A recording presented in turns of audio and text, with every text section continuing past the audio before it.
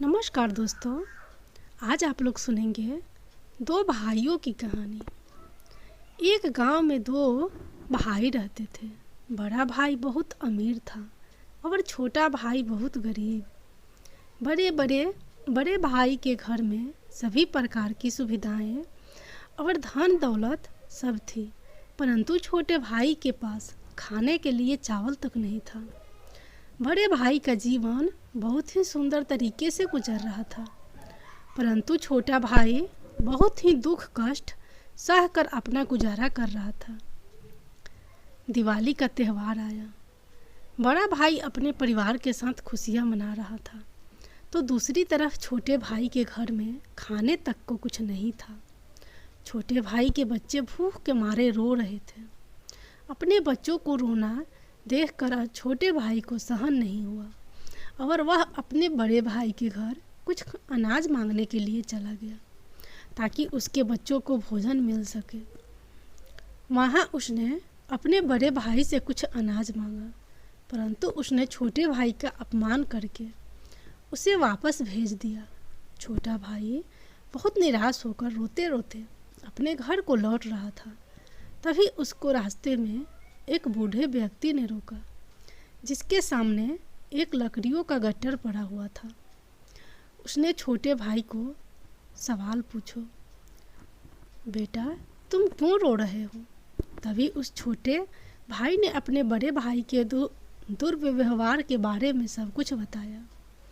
तभी उस बूढ़े व्यक्ति ने छोटे भाई को कहा, अगर तुम मेरा यहाँ लकड़ियों का गट्टर मेरे घर तक पहुंचा दोगे तो मैं तुम्हें एक ऐसा रास्ता बताऊंगा जिससे कि तुम बहुत अमीर बन जाओगे।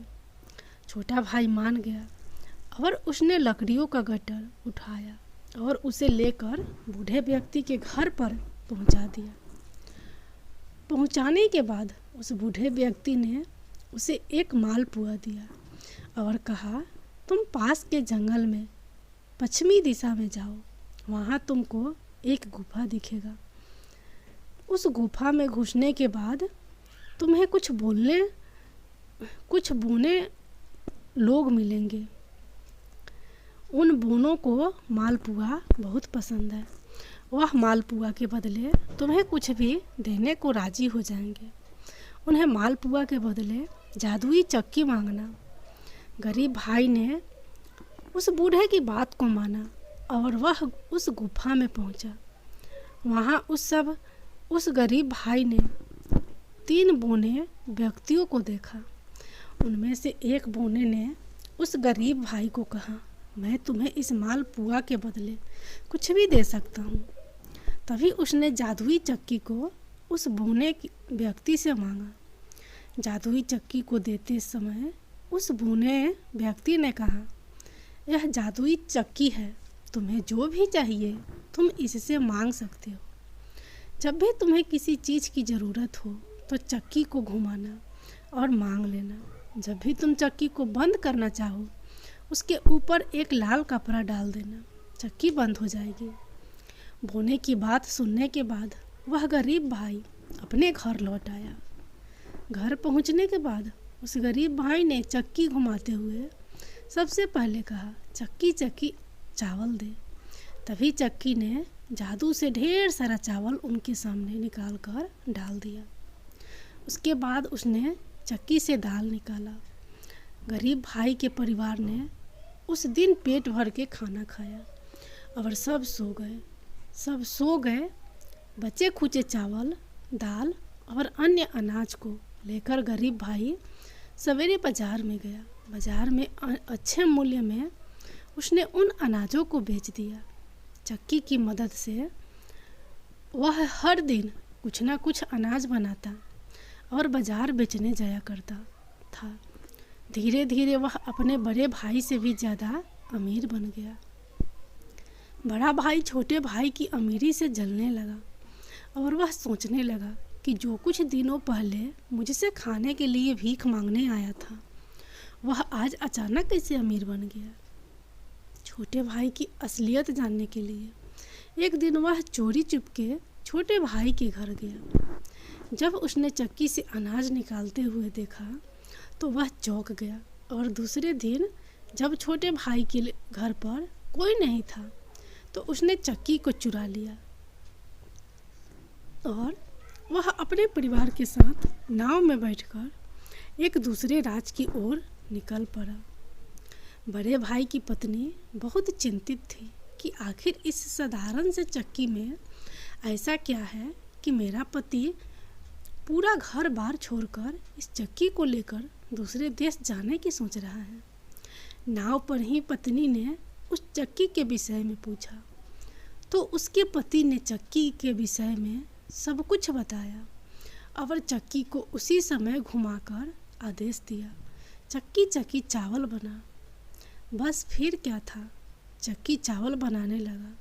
चावल इतना ज़्यादा हो गया कि नाव पानी में डूब गया और बड़ा भाई और उसका परिवार सब पानी में डूबकर मर गए। बड़े भाई को चक्की शुरू करना तो देखा था, परंतु उससे बंद करने का तरीका नहीं पता था।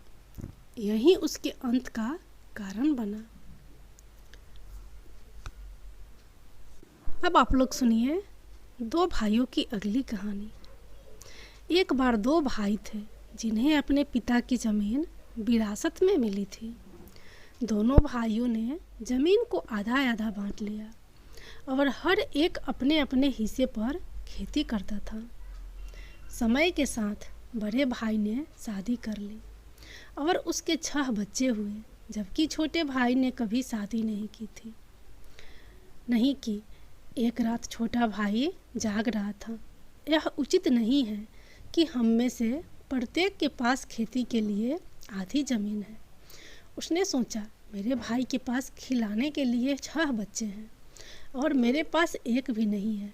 उसके पास मुझसे ज़्यादा अनाज होना चाहिए। उस रात छोटा भाई अपने खलिहान में गया और गेहूं का एक बड़ा बंडल इकट्ठा किया। वह उस पहाड़ी पर चढ़ गया जो दोनों खेतों को अलग करती थी और अपने भाई के खेत तक पहुंच गया। गेहूं को अपने भाई के खलिहान में छोड़कर छोटा भाई मन ही मन प्रसन्न होकर घर लौट आया। इससे पहले उसी रात को बड़ा भाई भी जाग रहा था। यह उचित नहीं है कि हम में से प्रत्येक के पास खेती के लिए आधी ज़मीन है। उसने सोचा, बुढ़ापे में मेरी पत्नी और मेरी देखभाल के लिए हमारे बड़े बच्चे होंगे, पोते पोतियों का तो जिक्र ही नहीं, जबकि मेरे भाई के पास शायद कोई भी नहीं होगा। उसे कम से कम अब खेतों से अधिक अनाज बेचना चाहिए ताकि वह अपना भरण पोषण कर सके बुढ़ापे में सामान के साथ। इसलिए उस रात भी उसने चुपके से गेहूं का एक बड़ा बंडल इकट्ठा किया और पहाड़ी पर चढ़ गया। उसने अनाज अपने भाई के खलिहान में छोड़ दिया और मन ही मन प्रसन्न होकर घर लौट आया। अगली सुबह जब छोटा भाई अपने खलिहान में गया तो अनाज की मात्रा अपरिवर्तित देखकर आश्चर्यचकित रह गया। मैंने उतना गेहूं नहीं लिया होगा जितना मैंने सोचा था, उसने हैरान होकर कहा। आज रात में निश्चित रूप से और अधिक ले लूँगा। उसी क्षण उसका बड़ा भाई भी अपने खलिहान में खड़ा था और वही विचार सोच रहा था। रात होने के बाद प्रत्येक भाई ने अपने खलिहान से अधिक मात्रा में गेहूं इकट्ठा किया और अंधेरे में उसे गुप्त रूप से अपने भाई के खलिहान में पहुंचा दिया।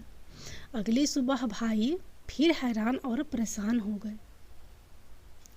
यहाँ उतना ही अनाज है जितना मेरे भाई के लिए ढेर साफ करने से पहले था। यह असंभव है। आज रात में कोई गलती नहीं करूँगा। मैं ढेर को बिल्कुल फर्श तक ले जाऊँगा। इस तरह मैं रहूँगा। निश्चित रूप से अनाज मेरे भाई तक पहुँचा दिया जाएगा। तीसरा रात पहले से भी अधिक दृढ़ प्रत्येक भाई ने अपने खलिहान से गेहूं का एक बड़ा ढेर इकट्ठा किया, उसे एक गाड़ी पर लादा और धीरे धीरे खेतों के माध्यम से और पहाड़ी पर अपने भाई के खलिहान तक खींच लिया।